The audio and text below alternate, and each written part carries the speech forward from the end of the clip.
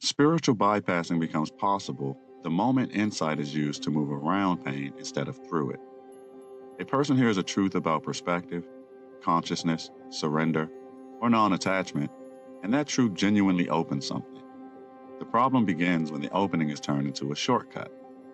What was meant to increase contact with life gets used to reduce contact with discomfort. The language stays elevated, but the person quietly disappears from their own experience. This is why bypassing is often hard to recognize at first. It does not usually sound confused. In many cases, it sounds wise, measured, and spiritually mature. The person speaks about letting go, about seeing the bigger picture, about not identifying with emotion, about rising above lower states. But beneath that clarity, there is often something untouched that has not actually been met. The teaching has been understood mentally before it has been lived fully enough to become honest. You can see the mechanism if you watch the order of operations closely. Real transformation usually follows a difficult sequence. Something hurts, the body reacts, the mind tries to organize it, and only then can deeper meaning be found without distortion. Bypassing reverses that sequence. Meaning is placed on top of the experience before the experience has been allowed to speak. The interpretation arrives too fast, and because it arrives too fast, it is often protecting the person from what they have not yet agreed to feel. A person may say they have transcended anger when what they have really done is become afraid of anger. They may say they have released attachment when what they have actually done is detach before intimacy can make demands on them. They may say they are choosing peace when they are really avoiding conflict because conflict threatens their image of spiritual stability. None of this makes the person false in some simple moral sense. It means they have found a language that can protect them from being seen by themselves. That is what makes bypassing so subtle. It is not always built from dishonesty. Often it is built from intelligence, sincerity, and pain management. The person reaches for a higher view because the lower view hurts too much. They're not trying to deceive anyone. They're trying to survive their own unfinished reality while still remaining coherent, and spiritual language gives them a way to do that with dignity. You may notice something important here. Bypassing often begins where a real insight has occurred. The person has actually learned that they are more than a passing emotion. They have actually learned that perspective matters. They have actually learned that some suffering is intensified by clinging. The problem is not the truth itself. The problem is the timing of how that truth gets applied. Because a true idea used prematurely can still function like avoidance. This changes the way you listen to spiritual speech. The question is no longer whether the words are technically correct. The question becomes whether the words are arising from contact or replacing contact. Two people can say the same sentence about surrender, but one is speaking from deep embodiment and the other is speaking from a refined defense. The sentence may sound identical while the inner structure is completely different. One allows reality to come closer, and the other keeps reality at a safe distance. You can feel the difference in the body. Language that comes from contact usually softens something, even when it is challenging. Language that comes from bypassing often tightens something while pretending to relieve it. It may produce immediate relief, but the relief feels thin, like a cover placed over pressure rather than pressure actually leaving the system. The body remains guarded even when the voice sounds calm. Calmness is not the same thing as safety, and spirituality often confuses the two. This confusion becomes more obvious in the middle of real life. A person can speak beautifully about presence and still become unreachable when grief appears. They can talk about love while remaining unable to apologize. They can describe non-attachment while refusing to admit they are hurt. They can say everything is happening for a reason, while failing to notice that those words land as emotional abandon for the person in front of them. This is where the gap between language and embodiment becomes painful. Spiritual bypassing also reshapes the way a person interprets difficulty. Instead of asking what an experience is revealing, they begin asking how quickly they can rise above it. Instead of asking what must be grieved, repaired, or integrated, they ask how to frame the pain in a more elevated way. The elevated framing may contain partial truth, but it is being used to interrupt a process that needed more time and honesty. The person begins valuing altitude over intimacy. They become committed to spiritual perspective while becoming less available to their own humanity. That has consequences that are easy to miss at first. Unfelt emotions do not vanish because they were spiritually renamed. They continue shaping tone, relationships, expectations, and perception from underneath. A person who has bypassed fear may become controlling while calling it discernment. A person who has bypassed grief may become emotionally flat while calling it detachment. A person who has bypassed shame may become subtly superior while calling it clarity. What has not been integrated does not disappear, it changes costume. This is why bypassing often produces a strange instability. The person may seem strong as long as life stays within the boundaries their framework can manage. But when something breaks those boundaries, the reaction is often disproportional.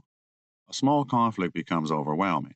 A disappointment becomes an identity crisis. A relationship exposes needs they thought they had transcended. The old material returns with more force because it was not resolved. It was merely spoken over with better language. There is also a communal layer to this pattern.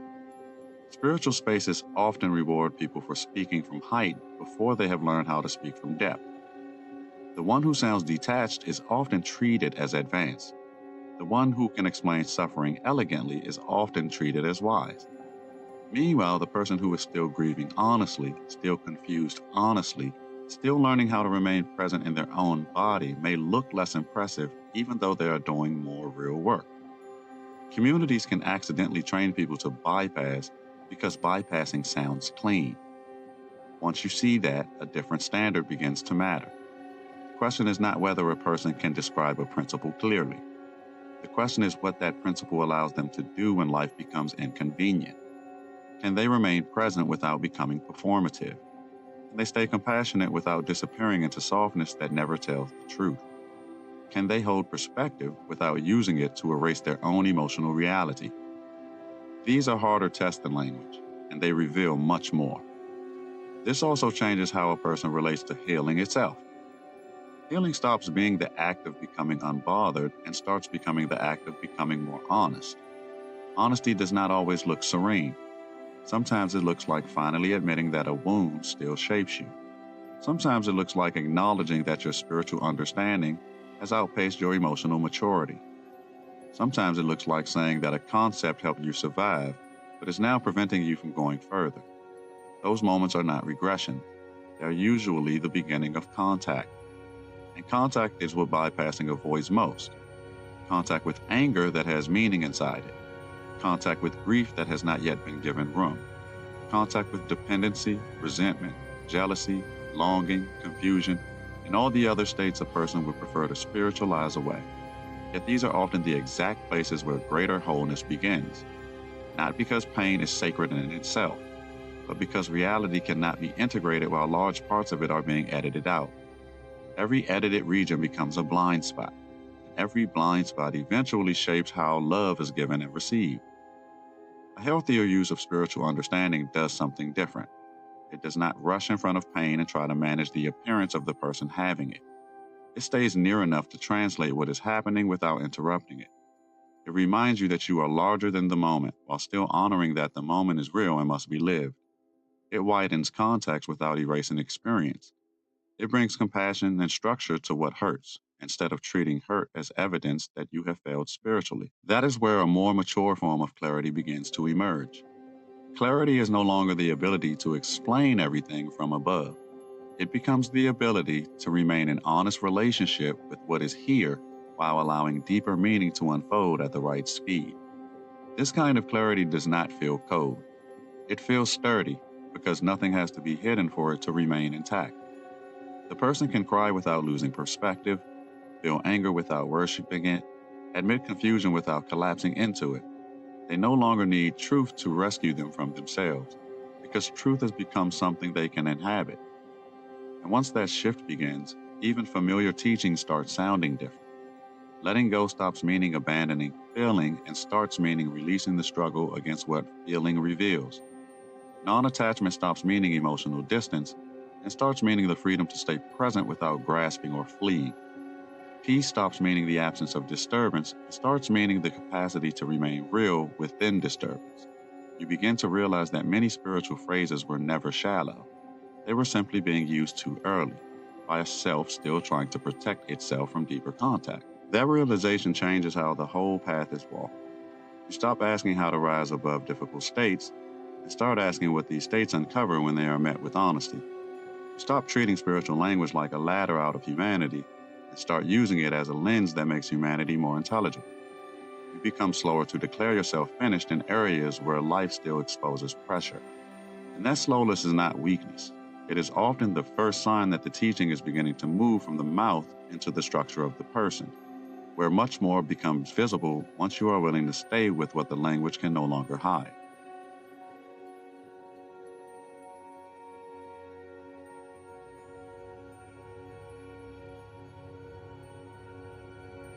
Once you begin seeing bypassing more clearly, another pattern becomes harder to ignore. People often assume the problem is that spiritual language is too abstract. But that is usually not the real issue. The real issue is that abstraction gives the mind a place to stand when the body does not yet feel safe enough to stay present. A person reaches for the higher view because the higher view feels cleaner than the raw encounter. What looks like wisdom from the outside can sometimes be the nervous system searching for altitude. That is why spiritual bypassing is not solved just by using simpler words. A person can speak in plain language and still be avoiding themselves. They can say, I am just protecting my peace, when what they really mean is, I do not know how to stay open and feel what this relationship is bringing up. They can say, I am choosing alignment, when what they really mean is, I am leaving before I have to confront what I contribute to this pattern. The wording changes, but the mechanism remains the same. The mechanism becomes easier to understand when you notice how quickly the mind moves to interpretation. Something painful happens, and before the experience has fully registered, the explanation is already in place. This happened to teach me something. This person is not on my level. I have outgrown this. I should not let this affect me. Some of those statements may contain partial truth, but if they arrive too early, they interrupt the very information the pain was carrying. Pain carries information before it carries meaning. That order matters more than most people realize. If you rush to meaning before the information has been felt, you build your understanding with a perspective that sounds elevated but cannot actually guide you through the next real encounter. You have a concept, but not yet a capacity. And it is capacity that changes a life, not the speed with which a person can label their experience. This is why bypassing often coexists with genuine insight. The person has learned something real, but the insight has become front-loaded. It arrives at the beginning of the process instead of emerging from the full movement of the process. Instead of helping the person metabolize reality, it helps them manage the appearance of being someone who has metabolized reality. That difference is subtle, but it changes everything. One deepens integrity, and the other preserves identity.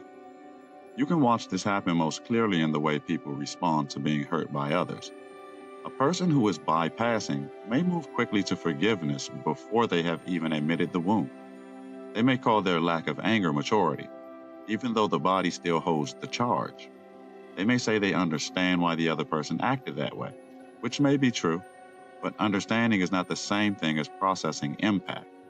The impact still lives somewhere, and what lives somewhere eventually speaks. This is why unprocessed pain so often returns sideways. It returns as distance that's called discernment.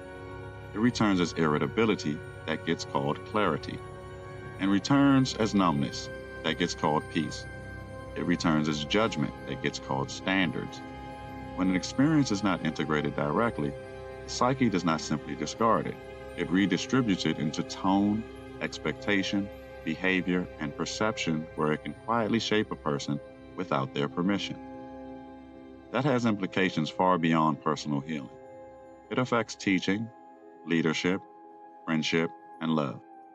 Someone who bypasses their own pain often becomes less reachable, even if they remain articulate. They may know how to offer perspective, but not how to offer presence. They may know how to say the right thing, but not how to remain with another person long enough for the truth of that thing to become useful. In this way, bypassing can create a strange form of spiritual competence that still fails intimacy. Intimacy is one of the hardest places to hide from this pattern because intimacy does not care how refined your concepts are. Intimacy reveals where your body leaves, where your tone hardens, where your listening narrows, where your need to stay composed becomes stronger than your willingness to stay real. A person can appear deeply awakened in solitary reflection and still become evasive the moment someone close to them names a wound they helped create. That does not mean their insight was fake. It means their insight has not yet passed through relationship strongly enough to become embodied truth. This is also why people sometimes feel confused about spending time in highly spiritual spaces. They hear a lot of elevated language, yet leave feeling less connected to themselves. On the surface, that may seem strange because the content sounds healing, but if the emotional field of the space quietly rewards composure over honesty, transcendence over tenderness, and certainty over vulnerability, then people learn to perform understanding before they are ready to live it. They start editing themselves in order to belong. This is why release often feels less like an emotional breakthrough and more like 1,000 quiet corrections.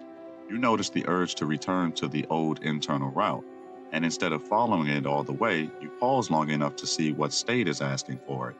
Sometimes it is loneliness. Sometimes it is boredom. Sometimes it is the old ache of not feeling chosen in your present life. The more clearly you identify the state, the less automatically the old bond gets to define what happens next. That is the mechanism most people miss. Echo bonds survive through automatic association. The inner system learns that a certain kind of emptiness leads to a certain person, and after enough repetition, the jump becomes instantaneous. You do not feel yourself making a choice. You simply find yourself there again. Reorganization begins when the space between trigger and return gets slightly wider, because that is where a new pathway can finally be built. At first, that wider space can feel disappointing rather than victorious. You may have imagined healing with that changes the meaning of maturity. Maturity is no longer measured by how unruffled a person appears. It becomes measurable in their willingness to stay sincere when sincerity is inconvenient. Can they remain with grief long enough for grief to reveal what must be honored? Can they remain with anger long enough to distinguish injury from ego? Can they remain with shame long enough to separate accountability from collapse? These are slower movements, but they generate a kind of wisdom that cannot be faked.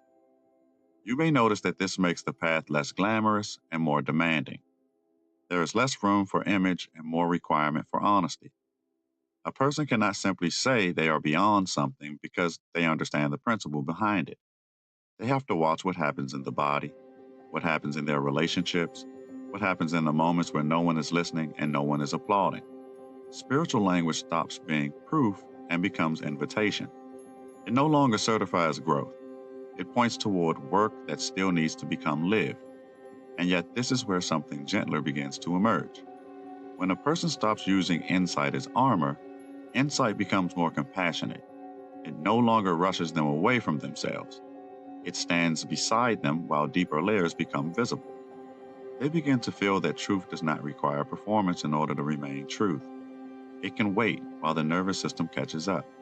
It can remain intact while the person admits they are not as free in one area of life as they hoped.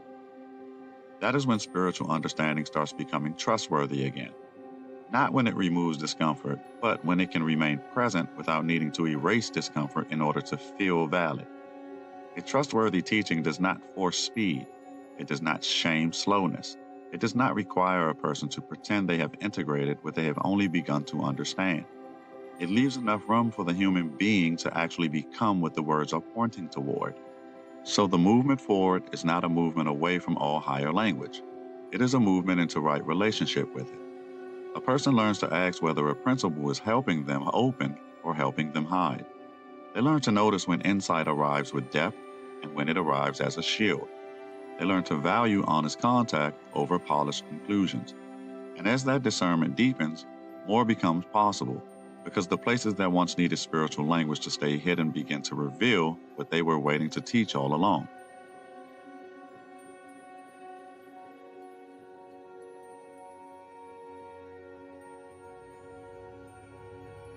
The turning point begins when a person stops asking how to speak more spiritually and starts asking how to remain more honest. That question changes the entire path because it moves the center of gravity out of performance and back into contact. Honesty is rarely as polished as spiritual language wants it to be. It does not always arrive with elegant conclusions or immediate perspective. Sometimes it arrives as a simple admission that something still hurts, still matters, or still has more power over you than you wanted to believe. That kind of admission is not a failure of growth. It is often the first sign that growth is becoming real. A person who can say, I understand the principle, but I still have not embodied it, is usually much closer to truth than the person who can only repeat the principle. This is because truth becomes trustworthy when it can survive contact with unfinished reality.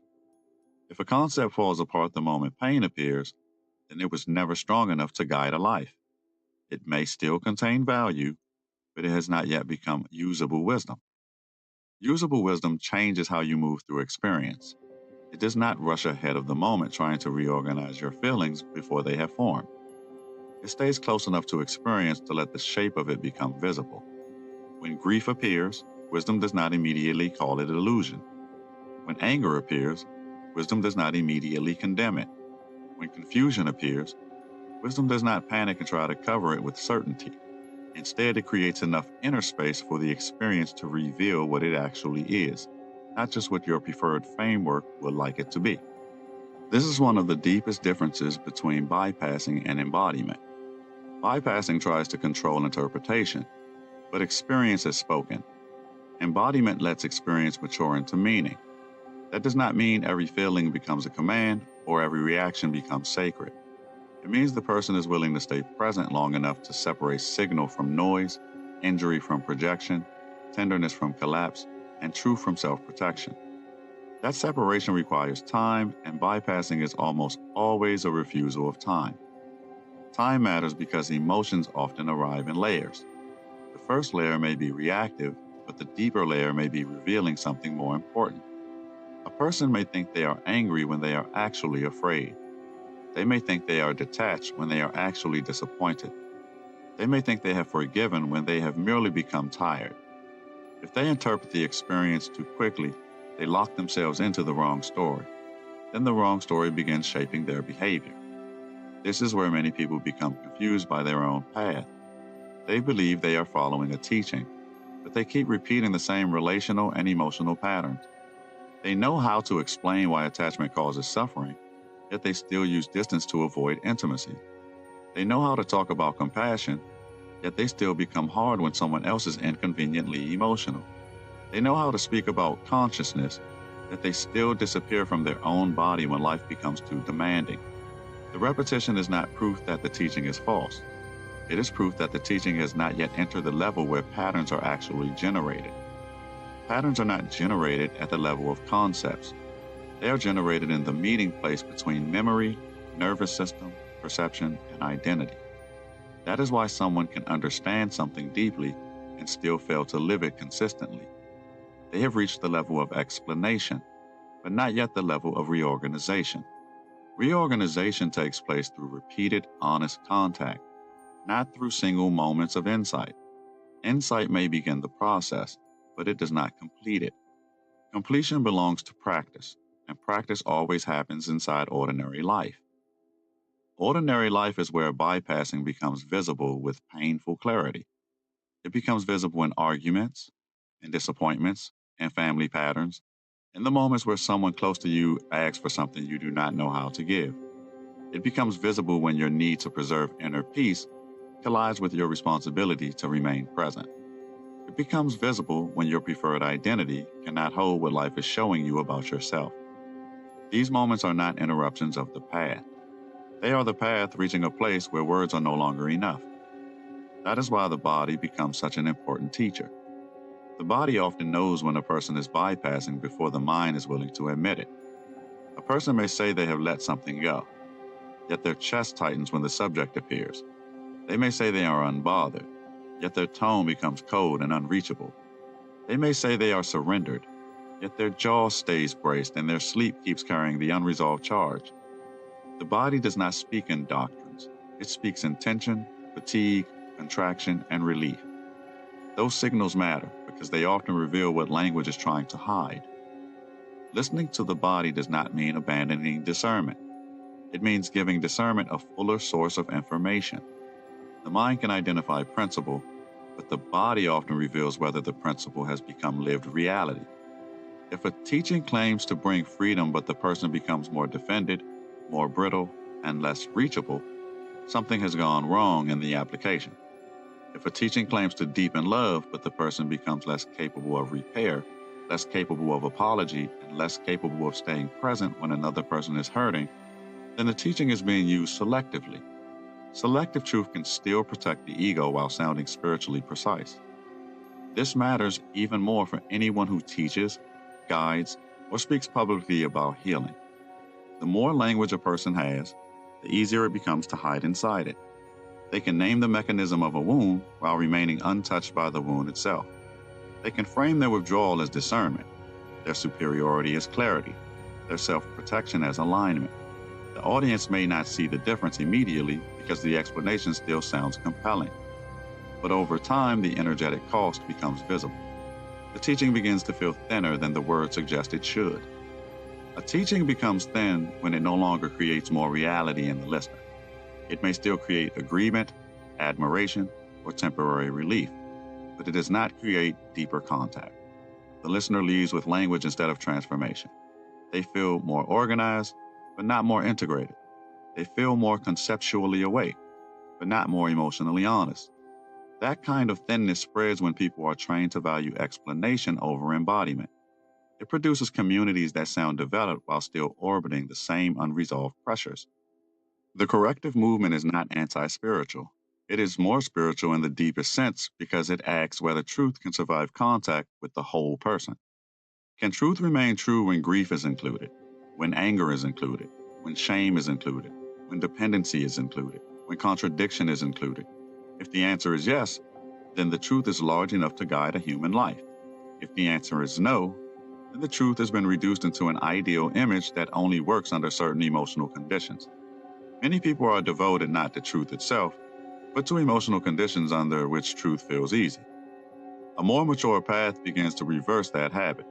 It does not ask how to keep the inner weather permanently clear. It asks how to become honest in every kind of weather. It does not require serenity as proof of growth. It looks instead for sincerity, depth, and increasing capacity to remain present without becoming performative. This kind of maturity often appears less impressive from the outside because it is less invested in maintaining an image. But it becomes much more reliable over time because it is built on reality rather than on mood management. This shift also changes how a person understands peace. Peace is no longer the absence of inner movement. It becomes the absence of inner war against what is honestly here. A peaceful person is not necessarily someone who never feels disturbed. A peaceful person may still feel deeply, still react initially, still need time to process. The difference is that they are no longer using spiritual ideals to reject the parts of themselves that need more light, more language, more care, or more responsibility. They are becoming someone who can remain with themselves without constantly editing what counts as acceptable. That kind of peace makes repair possible.